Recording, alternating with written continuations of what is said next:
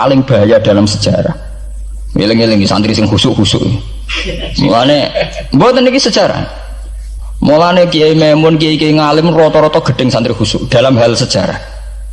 Akhirnya ono kelompok sing sok khusuk, yaiku moh tukaran, ya moh partai, moh kelompok-kelompokan. Ngerasa bener dhewe iku sing disebut kelompok Khawarij. Wong Khawarij iku darani dosa gedhe murtad saking khusuke. Ora ana dosa cilik, kabeh dosa iku gedhe. Mergo dosa iku bentuk pelanggaran terhadap Allah Subhanahu wa taala. Wis entek khusuk wong Khawarij. Ora ana wong khusuk dalam sejarah kaya wong Khawarij. Tapi saking khusuke duwe akibat Ali yo darani salah, Muawiyah yo darani salah. Ya kok wong saiki PKB darani salah, PKNU darani salah, NU darani salah, Muhammadiyah darani salah. Dekne mau klunak-klunak ning kamar ora tau gawe madrasah, ya ora tau mulang ngaji. Paham nggih? Ya ora tau dadani umat, mau pertuntang-pertuntung. Iku Khawarij, ngono jenenge apa? Khawarij.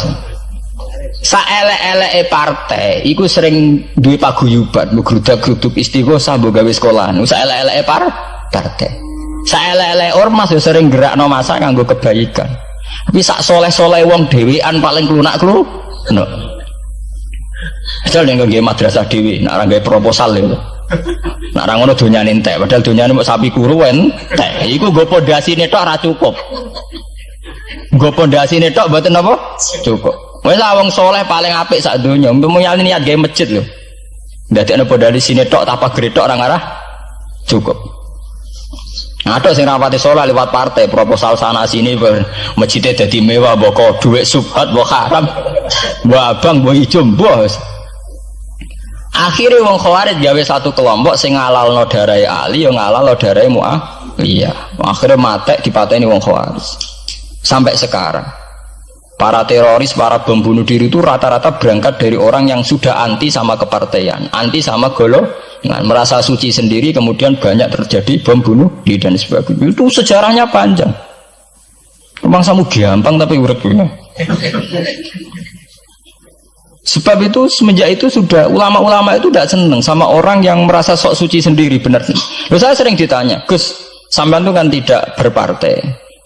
Terus kalau organisasi di Indonesia yang sampean ikuti apa? Tak jawab. Asal NU atau Muhammadiyah itu mayoritas, saya hanya ada di antara dua itu. Asal mayoritas, masih mayoritas. Soal aku tidak pengurus, memang tidak pengurus, tapi saya milih di antara NU atau Muhammadiyah. Asal masih mayoritas. Secara organisasi lah.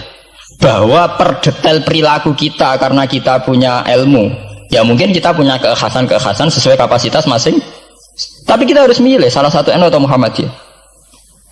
Karena ya Nabi sering pesan bahirul muslimin wa man sadza fin nar alaikum bil jamaah fa inna yadawahi ma'al jamaah wa man sadza fin nar. Kamu harus ikut kelompok mayoritas. Kamu enggak boleh hidup sendiri.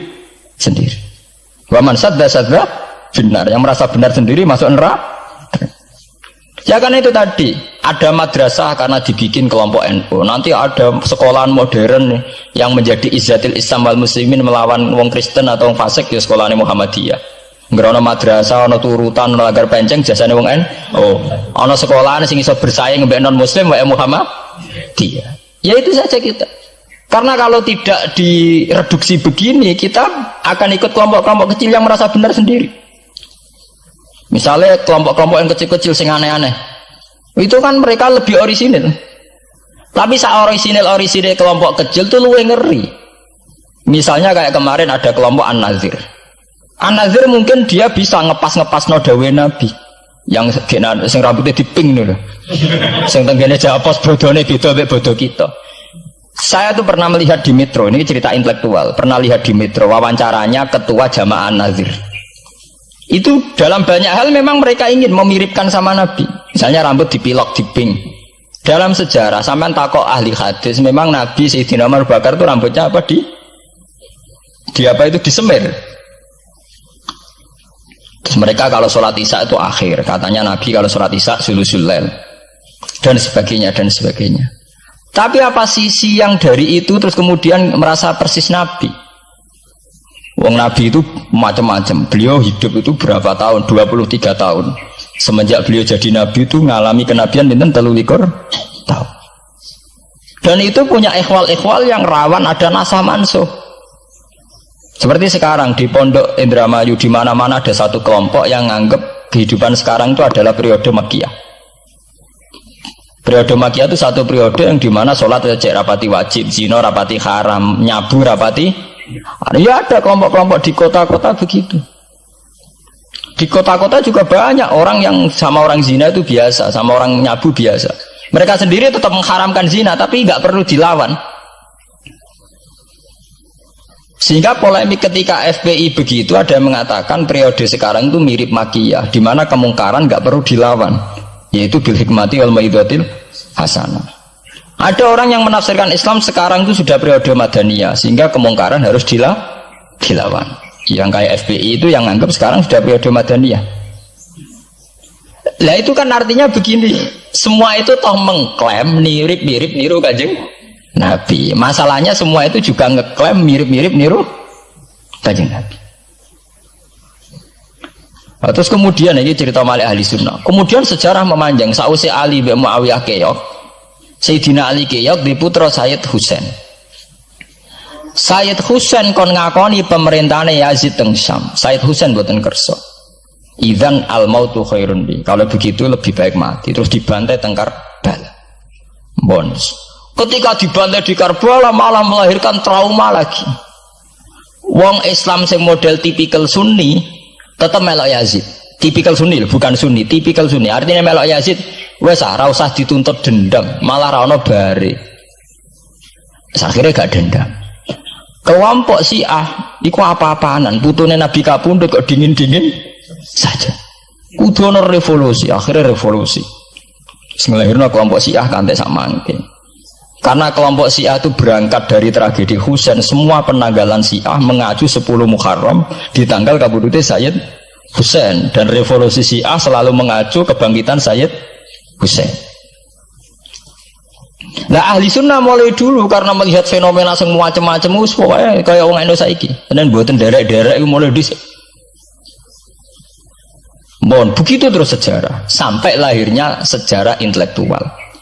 Nah sejarah intelektual sejarah paling nakalan. Jadi mau resiko terus ujuk-ujuk dari sejarah intelektual, yaitu yang diikuti kados Mbah Hasyim Asy'ari, Mbah Fadl, ulama-ulama. Terus wonten panduan ahli sunnah secara gampang. Artinya secara gampang begini, ahli sunnah itu siapa? Orang yang dalam bermadzhab fikih mengikuti ahadul madzahib al-arba'ah. Orang yang dalam ilmu kalam mengikuti Abu Musa al-Asy'ari atau Abul Hasan al-Maturidi. Orang yang dalam tasawuf mengikuti Imam Junaid, Abul Qasim al-Junaidi atau Syekh Abdul Qadir al-Jilani. Ya begitu. Tapi kan mereka-mereka yang jadi panutan kita kan orang yang baru datang kemarin. Masa sahabat sabarani ahli sunnah? Tabiin, masa tabiin pengikut Abu Musa al-Asy'ari? Dhisik endi tabiin Abu Musa al-Asy'ari? Masa Sayyidina Umar pengikut Imam Syafi'i? Wong dhisik Sayyidina Umar. Nah itu jenenge pembakuan sejarah secara intelektual. Artinya karena mendefinisikan ahli sunnah itu kangelan. Sebabnya ahli sunnah itu wong sing ciri utamanya itu Syafi'i atau Maliki atau Hanafi. Dalam akidah anut Asy'ari atau Matu, ya hanya begitu saja. Lah suwe-suwe secara kultural kalau di Indonesia ditakrif ahli sunnah sapa? Ya Nara NU ya Muhammadiyah. Karena Wahabi itu klaim ahli sunnah, sama jangan salah paham. Wahabi sendiri itu menurut konvensi internasional itu masih ahli sunnah. Nggih. Dalam seminar-seminar OKI sedunia Wahabi itu masih kategori ahli sunnah. Muhammadiyah termasuk masih kategori ahli sunnah. Tapi kemudian ahli sunnah direduksi lagi. Ahli sunnah iso apa? Yang sarungan ketunan kuno ya napa? Ahli sunnah. Repot kan? Akhirnya secara global digawe takrif ahli sunnah itu sapa? Sing ora jelas sikape. Lah nek Syiah sing wani Amerika, takrif itu berkembang terus. Kok kebetulan Syiah diwakili oleh Iran, mulai dhisik ciri utamane Iran wani Amerika. Enggak dong, Iran nate dipresideni Shah Iran. Shah Iran itu Pahlavi bonekane Amerika. Terus digoleng no mbek monarkine Khomeini mbek Ali Syariati. Semenjak itu Iran identik mbek wani Amerika dimulai zaman era revolusi sinten Khomeini. Badhe niku Rafsanjani dia masih wani Amerika. Terus sama ke Ahmad bin Nijat nih. Mulai riyen Iran mau di ciri khas sebuah negara yang wani napa? Amerika. Wani tenan Bores pokoknya jadi sejarah. Dene wis duwe sejarah ciri khasnya wani napa? Amerika. Nah sesuai jadi takrif. Pemerintahan Sunni piye? Sing balane Amerika, lha Arab Saudi balane Amerika. Lah sing Syiah sing wani. Lah sesuai tarifnya itu ben. Misalnya Amerika runtuh sing kuat Cina. Lah itulah kehidupan intelektual. Kehidupan intelektual itu akan selalu berkembang. Dan kita sebagai ulama, sebagai orang yang ngerti Quran harus membaca itu terus fenomena itu, fenomena pergeseran-pergeseran itu. Lah sampai anak menangi lah jenenge kiai ra ketunan koyo muruah. Ya menangi ketika ra ketunan dimulai tradisi PBNU sing tukang kiai desa mesti anak buahe PBN. Oh, lah genge sing Jakarta ora tau ketunan, kewapok. Lah takano Mbah Sakur, jenenge riyen kiai jejer wong wedok UF. Suwe-suwe wala-wali zaman ketuane kiai rak PBNU. PBNU ini jejer-jejer Megawati. Sering metuki samu wedok do salah, nyoro sing kiai desa. Dikritik atasan, ra dikritik keyakinane dekne ora pas kiai jejer wong wedok ora lara. Ya itu zaman mesti begitu. Kiai desa ngrasa nak lunga ora ketunan UF, ketuane kiai ning Jakarta ora ana sing ora ana sing ketunan. Cara desa kiai jagoan mbek wong wedok iku ketuane kiai sing di Jakarta ya ora trimo jagongan koalisi. Ya itu kehidupan intelektual, kita harus lapang dada berani membaca itu fakta. Kowe ora usah dadi khawarij karena kecewa terus dadi napa? Khawarij. Kecewa Pak Hasyim Asy'ari, kecewa Gus Dur terus dadi khawarij klunak-klunuk mbek gremang-grem. Ndak bisa. Kita harus gentleman sesuai dawuh Nabi ilzamu jamaahirul muslimin wa man sadda finnar alaikum bil jamaah fa inna yadawu ma'al jamaah wa man sadda finnar. Mane kula umpama partai nggih milih sing gedhe, ormas nggih milih sing gedhe, bukan oportunis ya milih yang itu. Mergo sing cilik-cilik malah bulet ngono ngaten. Paham nggih? Mungkin yang cilik itu benar tapi bulet. Cara bahasa ini dari mainstream saja, yang umum-umum saja. Kan kula kiai kan buta lunga ra ketunan ya ra ketunan. Umume wong piye nggih wae umume wong. Kula niku khusus umume wong sing ringan-ringan saja itu sing umum-umum saja. Gitu tadi ya.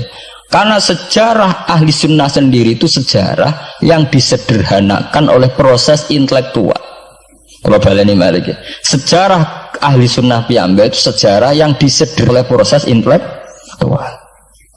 Ini kemudian ada takrif ahli sunnah itu sapa wong sing cara bermadzhab mengikuti ahadul madzhab al-arba, cara bertasawuf mengikuti Abdul Qasim al-Junaidi, nggih. Cara bertauhid atau berilmu kalam nganggo Abu Musa al-Asy'ari atau Abdul Hasan al-Maturidi. Tapi mana ada takrif itu zaman Nabi? Nabi ora menangi periode ini Abu Musa al-Asy'ari, ya ora menangi Abdul Hasan al-Maturidi. Zaman itu mau ngoten tok. Ahli sunnah sinten ya Rasulullah? Ma'ana alaihil yauma wa ashabi. Ya wong sing anut aku lan anut sahabatku. Alaikum bisunnati wa sunnatil khulafair rasyidin al-mahdiyyin. Kowe ku anut aku lan anut khulafair rasyidin. Iya zaman Abu Bakar enak ketuane sitok. Tunggale zaman Basim Asy'ari enak karo anut Basim, nak ira putu. Jare sepuh ya putune, jare sitok iku ya putune, iku ya putu. Angger wong ya putune. Kula ereng wonten kiai alim wali teng Jawa Timur. Niku anak putune iku ora bangga. Mergo gerwong wis putune. Lho nggih to nggih. Misale Basim Asy'ari kiai top. Nah Basim jek dhewean kabeh wong menapa dawuh Basim. Era anak rek 6 mbok 5. Lah nek era putu karek ngitung kan. Anak 5 dan anak 5 anak putune wis sawe. Putune madhabe beda-beda. Wong kula mondok sarang nggih menangi. Istilah sarang riyen Bani Ghazali, madrasah sarang namine Madrasah Ghazaliyah. Era Mbah Ahmad Bani Ahmad.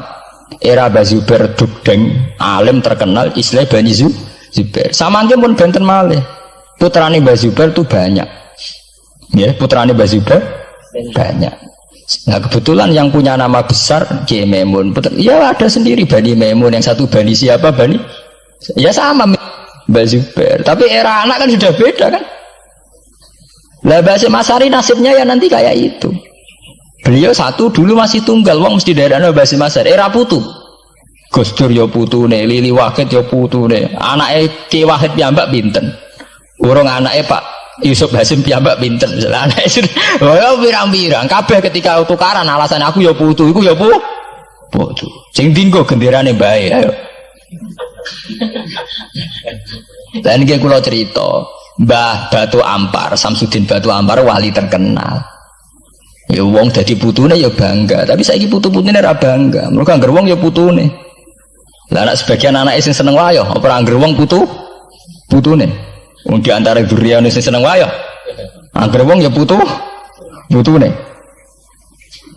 Ini masalah-masalah yang itu tadi ya. Kemudian ada persederhanaan intelektual. Kayak masalah ahli sunnah itu.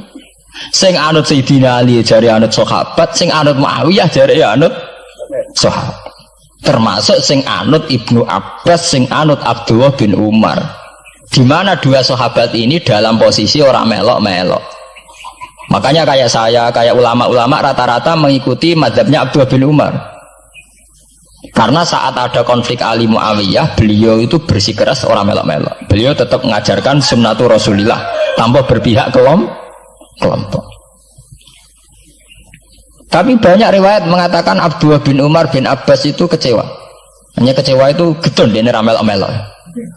Ya karena itu tadi, ketika ada dua pilihan ramel-melok ya terus repot. Enggak tuh sampean saiki pikir mau nih. Saelek-eleke wong melok P3 atau PKB iku melok nentokno kemaslahatane Jawa Timur, mbah Bojonegoro, mbah apa. Tapi saapi-api wong ramelok-melok, nentokno mudun lho ramelok-melok.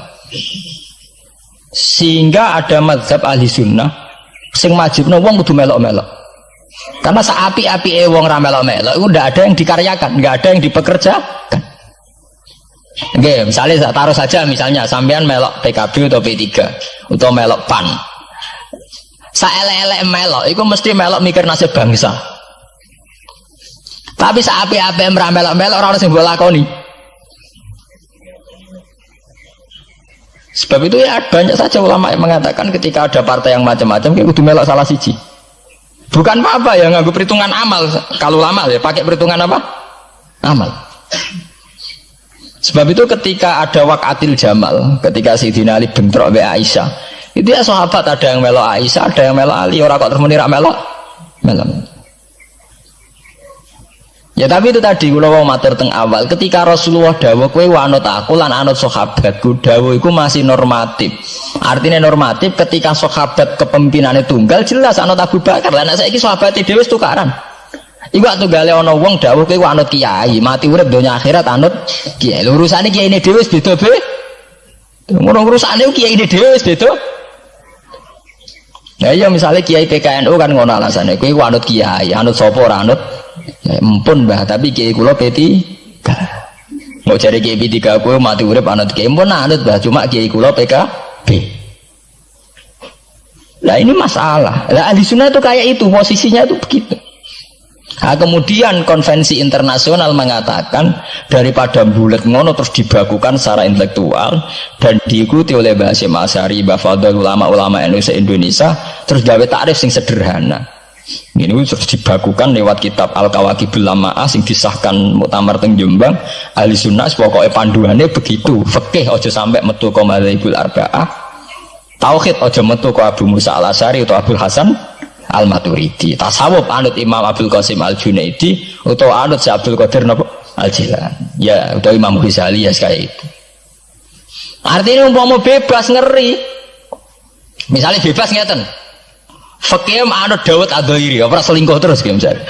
Wong Dawud Adzairi syaratnya kawin kaya wong selingkuh. Mesine fikih anut Dawud Adzairi gak barbaran.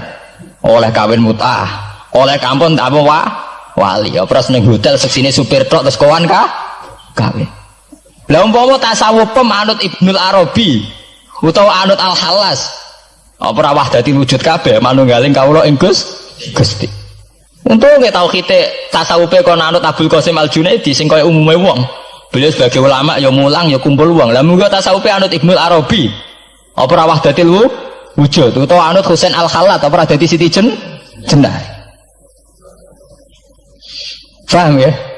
Jadi orang gunane dibatasi, nek dibatasi liar tenan.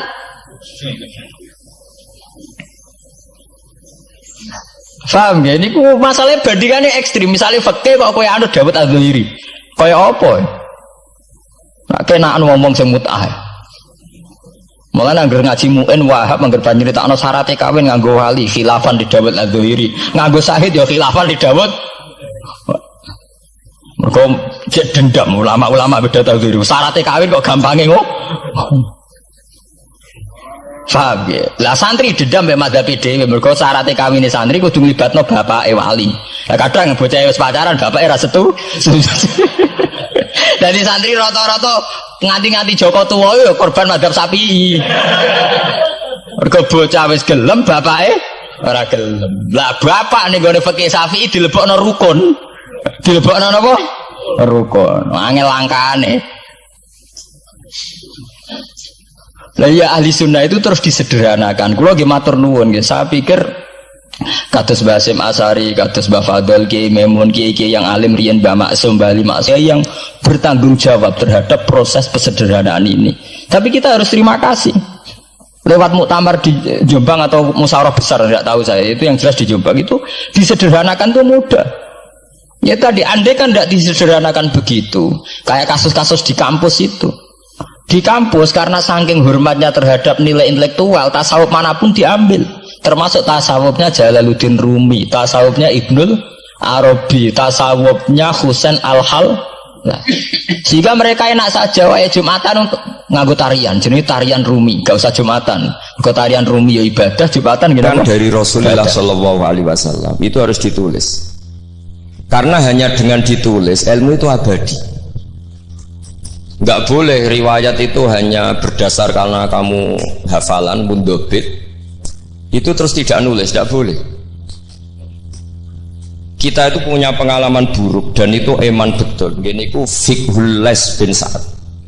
Al-Les afqahu min Malik, Dewi Imam Syafi'i. Al-Les afqahu min Malik. Illa anna ashabahu dayya'uhu, kata Imam Syafi'i. Lais itu orang paling alim, alimu Misra, faqihu Misra. Itu kalau debat sama Imam Malik itu berjilid-jilid. Tapi ashabu Malik itu lebih peduli terhadap pikiran-pikirannya Imam Malik, sementara ashabul Les itu enggak. Sehingga enggak ada mazhabnya hilang. Jadi nasib ulama yang mazhabnya hilang itu Les bin Sa'ad. Kemudian Sufyan bin Uyainah, ini semua gurunya Imam Malik. Sufyan As-Tsauri juga gurunya Imam Malik, gurunya Imam Syafi'i. Nanti nasibnya Mbah Mun kalau tidak ada yang mentadwin, membukukan, akan seperti itu. Karena orang akan menafsirkan tidak dengan panduan guru-gurunya ila Rasulullah Shallallahu Alaihi Wasallam. Saya masih ingat ketika ini betapa luar biasanya Mbah Mun tentang tafsir. Seperti yang dikatakan Gus Rosid tadi, Mbah Mun itu putra Mbah Zubair, tapi ngaji sama orang ahli tafsir, ahli Quran, Said Alam. Sehingga Habib Salim Asy-Syatiri itu punya karangan ya tentang tafsir, namanya An-Nafahat Al-Haramiyah atau Al-Fawaid Asy-Syatiriyah. Kalau gadah kitab sekitar 2 jilid. Mbah Mun itu dulu ngajar kita Faidul Khobir fi ulumil Quran, fi ulumit tafsir. Rian ngajar seminggu 2 kali di MGS. Ini Pak Sukron ya termasuk alumni MGS, berarti pernah sekolah berapa kali Pak? Ulang Mbah Mun? Seminggu 2 kali. Jeleng seminggu 2 kali. Khatam. Tak kok khatam gak boleh. Jujur itu baik. Jadi jujur itu baik. Nah, barokahnya mudawan. Saya beri contoh satu, betapa resikonya andaikan ilmu itu tidak mudawan. Ya kayak Khawarid itu. Khawarid itu orang yang ibadahnya khusyuk, tapi itu kecelakaan bagi sejarah umat. Sampai Nabi ngendikan syarru hadil ummah al Khawarid syarrul khalqi wal khaliqah. Orang Khawarid itu buruk-buruknya makhluk. Ini Kak sabda Rasulullah Shallallahu Alaihi Wasallam. Karena orang Khawarid itu menganalisis nubuah itu dengan pikirannya sendiri, bukan dengan pikiran sing mudawan musalsal ila Rasulullah Shallallahu Alaihi Wasallam. Saya beri contoh yang paling gampang. Ketika Nabi Fathu Mekah itu kan corong Jawa kudune kaul itu semangat tawaf. Tapi Nabi unik, semua sahabat itu tawafu mus'atan, semua tawaf secara jalan kaki. Padahal kayak apa kita diusir dari Mekah, kayak apa kita meninggalkan Mekah secara tidak terhormat. Mestinya Fatu Mekah yang diperjuangkan mati-matian itu menjadikan hal yang luar biasa. Dan kita punya kaidah al-ajur bi qadrit ta'ab, bahwa pahala itu sesuai tingkat kesulitan. Tapi Nabi itu unik, semua sahabat itu tawaf jalan, tapi Nabi itu tawaf rakiban. Nabi dengan santainya naik unta, kemudian beliau tawaf. Itu andai kan tidak ditadwin, tidak dibukukan oleh ulama-ulama, termasuk Imam Nawawi yang ngarang Majmu', maka orang Khawarij atau yang sejenisnya, nggak usah diterjemah garis keras atau garis apa nanti sensitif, pokoknya Khawarij dan sejenisnya. Dan itu di Mekah, jadi kamu jangan ngait-ngaitkan dengan Indonesia. Itu mesti menafsirkan kok enak Nabi lengas-lengas numpak unta sing liyane mlaku. Tapi barokahnya tafsiran ulama itu dibukukan.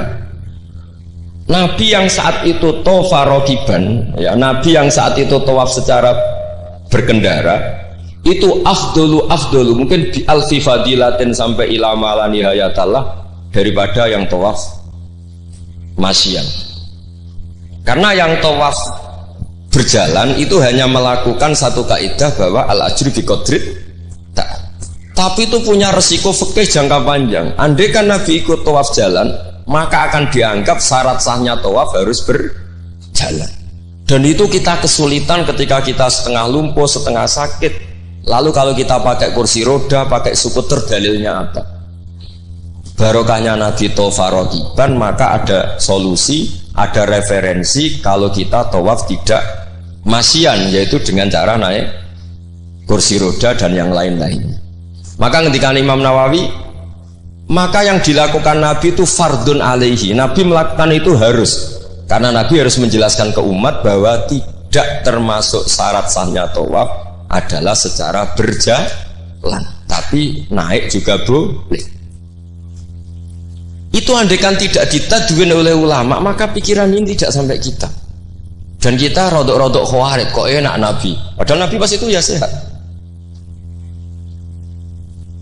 Nah sama ketika Mbah Mun ngersakno Gus Yasin jadi wakil gubernur, juga abahnya Gus Rosid ini Gus Subab kerso jadi DPR RI, Gus Kamil ya ketua DPR Rembang. Itu maka menjadi fikih bahwa ulama itu tidak harus berhadapan-hadapan dengan negara. Buktinya orang sekali berbah Mun, putrane diminta disuruh mengkhidmati negara. Sehingga harus menjadi tradisi besar bahwa ulama dan umarok tidak harus berbenturan. Bukan masalah menangkal. Coba kalau itu tidak ada rawinya, paling golek gaji, paling golek duit, nah itu kan ruwet. Itu tafsiran Khawarij.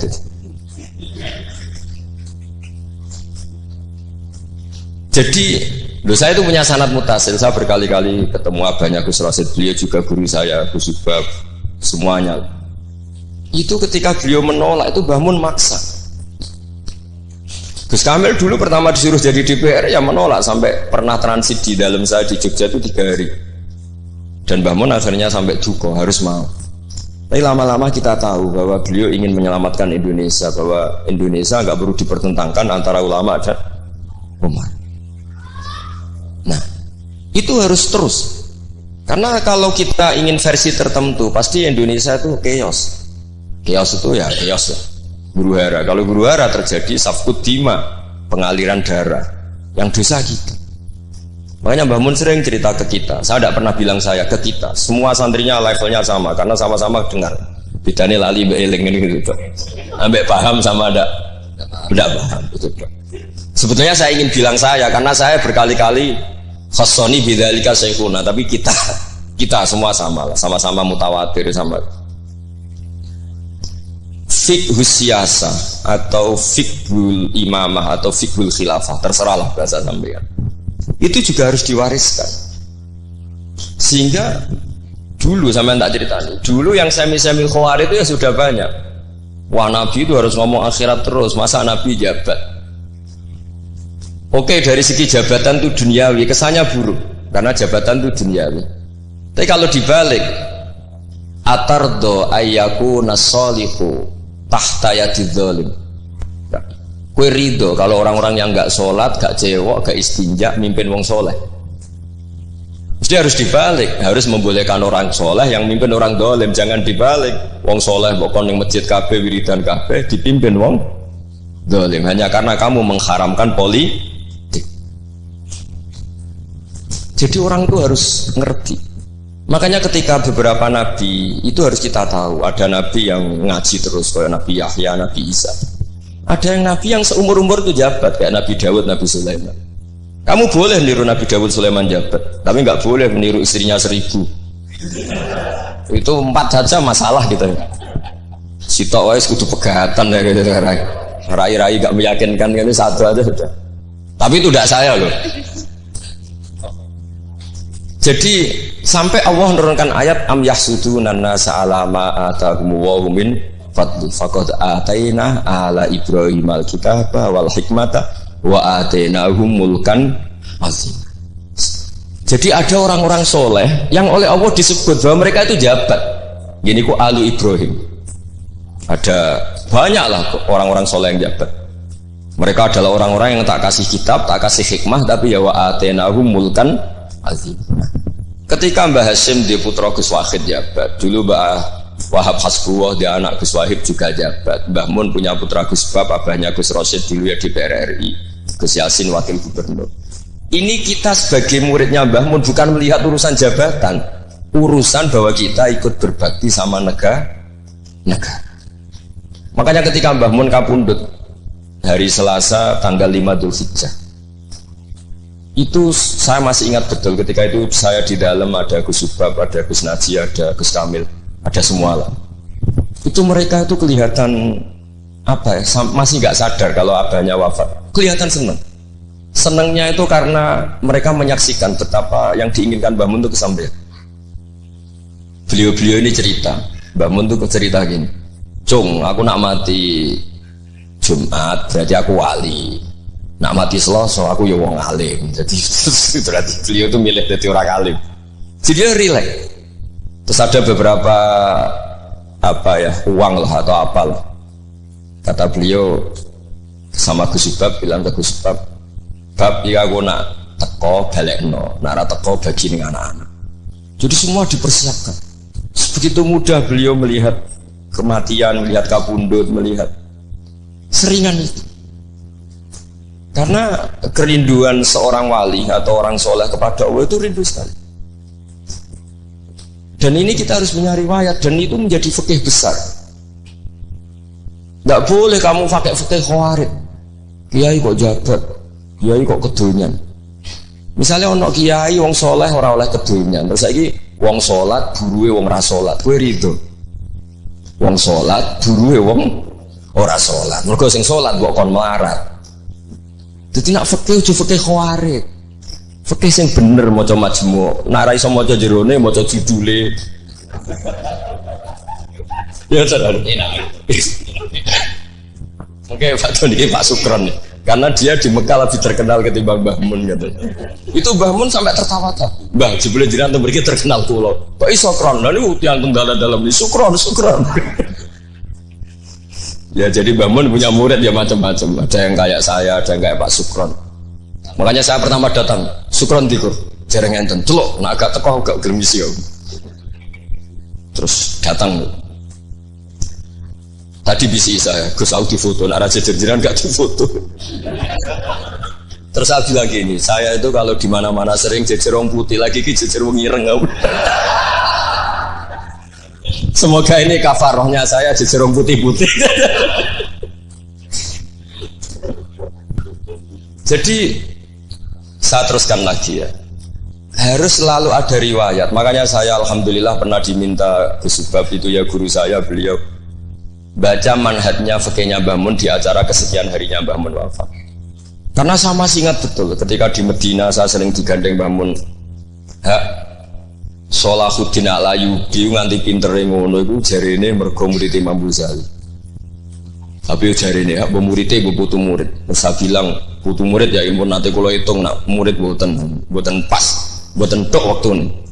Yes putu murid. Karena saya pernah di masjidnya Sholahuddin Al-Ayyubi di mimbarnya. Itu futuhatnya itu sekitar 815. Jadi kalau tak hitung Imam Ghazali lahir 410, 450, wafat 505, kayaknya betul menang. Oh ya senang putu murid. Itu beliau punya konsep mengalahkan pasukan salib itu yang dipakai itu kitab Ihya. Itu singkat cerita beliau nyuruh jaiku golek ya. Tak cari ketemu terus tak tasihkan beliau ya itu sing tak maksud ya. Itu Imam Ghazali begitu fasih cerita tentang penyusunan kekuatan. Dan itu logikanya sederhana sekali dari sesuatu yang jibillah, yang normal. Misalnya begini ya, al-insan abdul ihsan. Bahwa manusia itu pasti menjadi budaknya kebaikan. Hitung saja sekarang misalnya begini, kita jadi orang soleh, meditera karuan, gremengan sinis. Yang ini orang fasik, senyum, lomo, apian. Kira-kira orang netral itu kalau jagungan ke kamu apa ke sini? Yang lomo, yang nyaman kan? Sehingga orang boleh mengatakan ketika ngarang fikih senyum itu sunat di karangan fikih. Tapi di aplikasi nyata tidak bisa. Bagaimana kalau ada orang netral bisa soleh bisa fasik, sing fasik senyum, sing soleh merengut, sehingga yamilu orang yang netral ini ke yang fasik. Kamu bisa ngarang fikih kalau sedekah itu sunat, karena itu sudah tidak wajib, karena yang wajib itu zakat. Kamu bisa ngarang fikih seperti itu. Tapi kalau dalam tadbiki tidak bisa. Misalnya saya orang soleh hidup di tengah kota, atau orang soleh hidup di pedalaman, terus saya medit mentang-mentang sudah zakat, nggak pernah sedekah. Sing wong fasik jor-joran sering nyervis rokok gratis, ngopi gratis. Kira-kira kemana kecenderungan orang? Ke yang fasik, karena al-insan abdul ihsan. Nah hal-hal seperti ini tuh yang dikaji Imam Ghazali kemudian itu menjadi inspirasi Salahuddin Al-Ayyubi. Kalau dia ingin solid maka harus berbuat baik sama siapa saja, karena itu cara punya kekuatan. Nah kita enggak, kita ini memaksakan kebenaran tapi prosesnya tidak simpati. Makanya kata para mufassir, walaupun tafadzur ghalidal qalbi lan faddu min khaliq, itu kata para mufassir, hada sayyidul khalqi wa hada ahabbul khalqi ila Allah. Ini Rasulullah, orang paling dicintai Allah. Itu saja sekali salah dalam perilaku sosial, itu bayangannya lan faddu min khaliq, orang akan bubar. Padahal ma'anna hada mu'ayyadun bi ruhil qudus. Padahal Rasulullah itu orang yang diberi kekuatan malakut, kekuatan langit. Itu saja dibayangkan kalau salah secara sosial, lan faddu min khaliq, orang akan bubar. Apalagi kamu yang keramatnya enggak jelas, sisi gak mandi, terus salah sosial, istaqabbal wa minna minkum taqabbal, ya kan? Sehingga Mbah Mun itu baik sama siapa saja, termasuk baik sama Megawati, sama apa saja. Bahkan beliau sebelum haji sempat ketemu Megawati, dan beliau sebelum itu ya pernah bilang ke saya, ke kita, aku ketemu Bu Mega dan Indonesia itu damai. Makanya ketika beliau kabundut Dzulhijjah itu min asyuril hurum, karena al-asyurul hurum itu ada 4, Dzulqa'dah, Dzulhijjah, Muharram, Rajab. Beliau kabudut 5 Dzulhijjah, bulan yang termasuk sakral di Islam. Dan beliau kabudut 6 Agustus, bulan yang paling nasionalis dalam Indonesia. Jadi Allah memilihkan beliau bukan sekedar tempatnya di Ma'la, tapi pakai bulan yang paling sakral sesuai konteks masing-masing. Dalam religius Dzulhijjah itu sakral, dalam nasionalis Agustus itu sakral. Kayak apa Allah memilihkan beliau? Makanya ini saya cerita ya, saya mungkin 10 menit lagi, sampai santai aja, ini nggak ganggu lama-lama supaya nggak ribet. Makanya di antara yang ditulis beliau tentang jabatan, tentang jabat, nah ini cerita saja. Beliau menulis feeling sekarang halaman 37. Nanti kalau yang nggak paham ngaji sama Pak Sukron, sudah tak ijazahi tadi. Kobil tuh. Jadi nanti yang nggak paham, iya tenang deh. Kau jebolin. Apa? Kau jaluk deh. Wah, senang. Kalau lagi jaluk ya sudah. Sah ya? Sah. Ini konco kulo mulai teng sarang ngantos. Nanti foto-foto tegen kulo tanggal 3 Syawal. Nih Pak Sukron nih. Gus, gue nak jadi kiai jegeman kaya aku. Tak pikir apa? Ceritanya gini Gus Rosid, dia itu kiai, mungkin kiai debutan. Dia dengan santainya cerita, man soma Ramadan summa addu'ahu sitan min Syawal faka'annama somat daro kullah. Jadi puasa Ramadan kemudian puasa 6 hari Syawal maka seakan-akan puasa tahun. Singkat cerita ada orang lugu puasa tanggal 2 ini. 2 Syawal puasa. Sowan Pak Sukron pas kiai ini rokok. Terus kata orang lugu tadi, "Getun Pak aku anu jenengan." Jebule jenengan gak poso. Saya bilang, "Lah opo ke dalil ngono barang lah opo?" Dalil liyane ya kena ngono. Tapi itu kearifan, menurut saya dia cerita itu kearifan. Maka ini warning ya, siapapun yang ngiyai jangan dalil sesuatu sing ra iso nglakoni. Ora kok. Udah ini ya enggak apa-apa. Lho kula lah ora pati wani dalil sing ngoten-ngoten ora wani mergo wong santri sarang bebas ora usah dirakat bebas. Mun ping 6. Nggih, tahu sepik. Dari bangun setahun memang ini didikan sarang yang keterusan. Mbah Mun itu kan mengharamkan santri tirakat. Iya, santri ora usah tirakat. Santri sarang ora usah tirakat. Mondok sarang tok iku tirakat. Nang yo banyune wasin. Kadang ape ning WC yo iku ning lembak-lembak. Wis banyu asin nggone sesekan ra duweke wis sung-sungara tenan ngono. Jadi ra usah tirakat itu wis istirahat. Jadi saya ulang lagi ya, al-fiqhu fikih itu harus mudawwan. Saya yang sudah kecelok alim saja itu sering nggak tahu kalau itu tidak ditulis oleh ulama-ulama kita. Kayak tadi, kenapa Nabi tofa rokiban? Padahal Nabi juga yang mengajari al-ajru bi qadrit ta'ab. Andai kan Nabi tidak tofa rokiban, maka kita akan kesulitan nyari referensi bagaimana hukumnya tawaf pakai kursi roda. Barokahnya mudawwan dianalisis oleh Imam Nawawi dan seterusnya bahwa Nabi tawaf rokiban adalah wajib bagi beliau untuk memberi pelajaran bahwa itu sah. Coba kalau nggak ada penjelasan itu, mungkin orang menduga-duga Nabi ku piye dipek menangi dewe, khawarit sebenarnya. Dan itu harus ada yang mudawwan. Sama seperti Nabi Dawud, Nabi yang jabat, Nabi Sulaiman, Nabi yang jabat. Supaya jabatan itu tidak tunafis solafiyah, bahwa jabat itu tidak berlawanan dengan kesolehan. Nyatanya banyak orang soleh yang jabat. Tentu yang nggak jabat lebih banyak. Isra tak belo. Pak Sukron dia soleh tapi buatan jabat. Cuma soleh sampai kuat ngantek kapan ya roh. Nah sini yang halaman ini terakhir, masih 7 menit, 37. Hada summa idza nazarna ilal adarisan. Kalau baca Bismillahirrahmanirrahim. Wal mamlakatani al ukhrayani allatani mazalata qaimataini ilal yaumani al mamlakatal hasyimiyah al urduniyah wa mamlakatal maghrib tawallahuma al hasaniyuna aidan.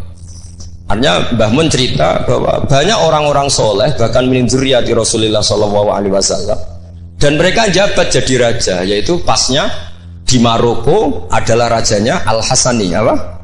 Hasani. Juga di Ordon, di Jordan itu rajanya Al-Hasani. Intinya Mbah Mun mau ngendikan kamu jangan anti jabatan. Banyak orang-orang soleh yang jabat, bahkan bukan sekedar soleh tapi itratu Rasulillah, al-itra at-tahira, itratu Rasulillah sallallahu alaihi wasallam. Ini dan beliau menulis itu. Wal mamlakatani al-ukhrayani allatani mazalata qaimatain ilal yaum. Ini al-mamlakatal hasyimiyah al-urduniyah wa mamlakatal maghrib tawallahuma al-hasaniyah itu. Hada tsumma idza nadzarna ilal adarisah. Adarisah itu Sayyid Idris. Sayyid Idris itu Al-Hasani ya. Jadi Al-Hasani yang paling populer di Maroko namanya apa? Al-Idris. Makanya disebut Adarisah. Yang dzurriyyahnya Al-Idris disebut apa? Adarisah. Kayak yang bermadzhab Hambali disebut Hanabilah. Summa idza nazarna ilal adarisa wajadna anna ba'dhum minhum wasalu ila sultanah war riyasah. Faqad sabaqa an assasa Sayyid Idris bin Abdullah daulatan azimatan fil Maghrib wa nudiya bis Sayyid Muhammad As-Sanusi malikan ala Libya. Jadi ini ya saya mau cerita Mbah Mun itu satu khazanah besar, melahirkan murid-murid yang alim alamah gak banyak sekali tidak bisa dihitung. Melahirkan murid yang bahkan putra yang cakap politik banyak. Siapa yang nggak ngaku alimnya Gus Najib? Siapa yang nggak ngakui fleksibelnya Gus Subab di jabatan Gus Kamil? Itu nggak bisa terhitung. Makanya ini khazanah besar, nggak usah dibentur-benturkan. Ada yang nekuni alim, ada yang nekuni jabatan. Semua itu untuk li'ilain apa? Kalimatillah. Jadi ini nggak ada masalah. Wonten sing qanaah Bapak Sugron sesurip wae, menengah urip wae. Tapi tadi sudah tak ijazahin. Nanti pokoknya ini kalau nggak paham tanya Pak Sugron. Assalamualaikum warahmatullahi wabarakatuh.